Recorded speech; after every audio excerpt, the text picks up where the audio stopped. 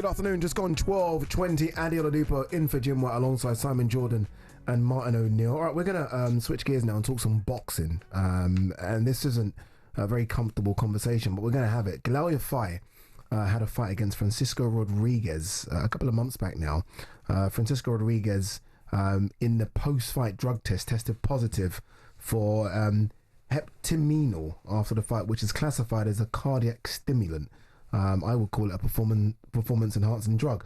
They have ruled that Rodriguez accidentally ingested the banned substance, as he previously reported that the use of an over-the-counter energy booster, which he said he was unaware included it. The WBC have made a request to the British Boxing Board of Control to officially recognise their decision to rule the fight as a no contest and place Rodriguez Jr. under a 12-month probation period with random testing. That's the situation as it stands at the moment. What this does for Galal Yafai, well, nothing, to be honest with you. Galal Yafai has taken the beating. The fight will be turned into a no contest, but the punishment's already been done, and Galal Yafai took the punishment. And I almost feel like this is another case of, I think, boxing getting it wrong, but what can we do? Well, what could boxing have done in this instance? What can it do? I mean, the WBC, from my mind, have a bunch of questions to answer left, right and centre about who they instate to make fights, how they dealt with the Conor Benn situation by providing solutions to questions that he didn't advance, i.e. they gave him a dietary solution to his problem. And in this instance, the fighter has been consequence. It goes down to the idea of how much strict liability exists and how much the consequence should be. It goes down to the testing regimes. You constantly debate with people about the testing regimes. It can't be beyond the wit of man to make tests come back quicker and faster. I can't understand it. And beyond the reality of actually getting people in the ring, dealing with it before they've got in the ring. So they actually are not putting someone to deal with events after the event.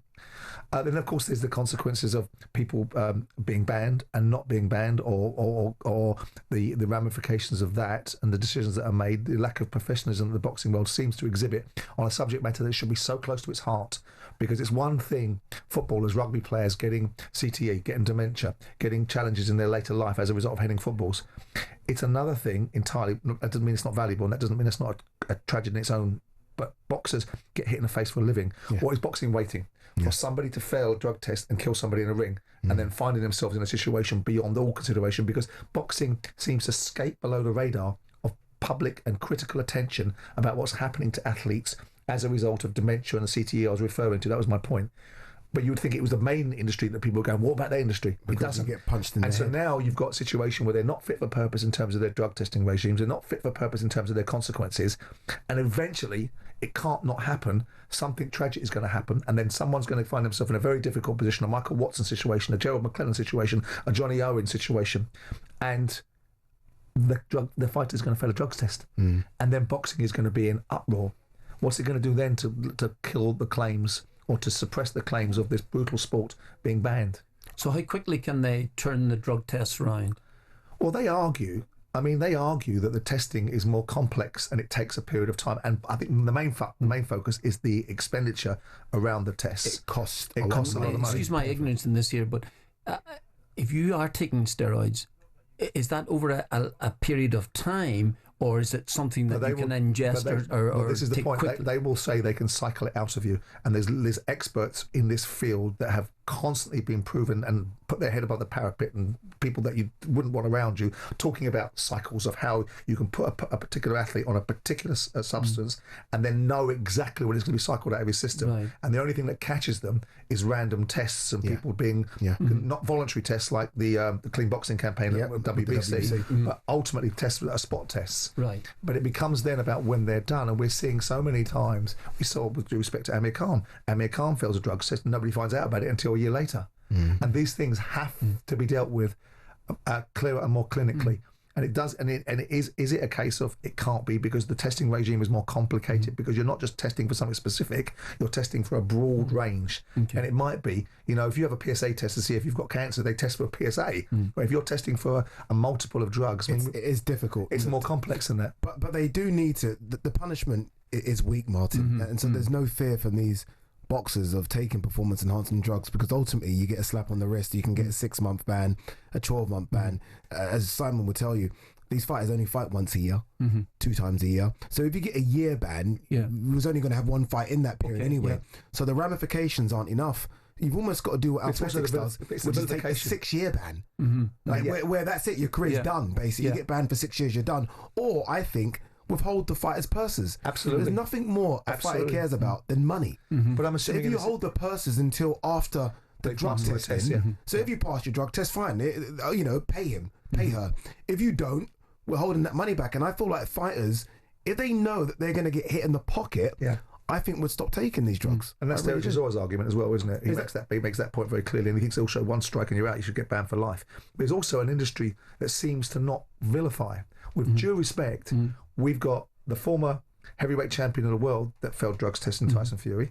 We've got arguably the pound for pound greatest fighter of all time in Canelo Alvarez that failed drugs tests, and they've sailed off into the sunset. Now, there's part of a culture that says everyone's entitled to redemption.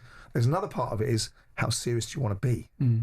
How serious do you want to be? If you fail a drugs test inside a combat sport where mortal jeopardy is at risk, then you're out. Yeah, you're out. You're out. You opened up this conversation by saying it's all too common, the whole drugs in boxing.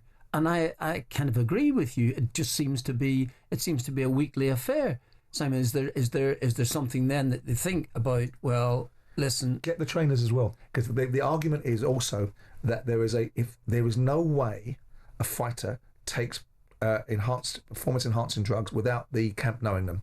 So then reach further in, right, and see how lively people want to get about diligence. Yeah, I think you do need to go to fighters camps now. Go after the trainers and ban them as well. I think I don't think it's just a fighter. I think there's a whole team surrounding them. My concern, we'll end on this one. We always forget about the fighter that's taken the beating. Indeed. And I think Galal Yafai, who is an Olympic gold medalist, by the way, Martin, who was unbeaten going into this fight. Obviously, he still will remain unbeaten because this fight will be null and void.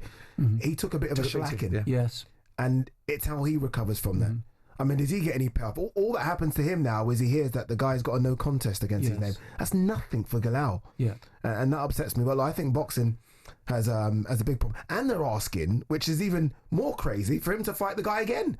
So the WBC have ordered that he have a fight with the same guy that gave him that beating, that had performance enhancing drugs in his system. Honestly, I think it's crazy, but boxing's the wild, wild west. Honestly, it really is, and it needs a world governing body for things such as this. So we'll see what happens. It would have been nice to speak to Galal, but we couldn't. We'll try and get him on during the week. All right, up next, we're going to be discussing the latest surrounding the mighty Manchester United, and is Ruben Amorim being a little bit too honest?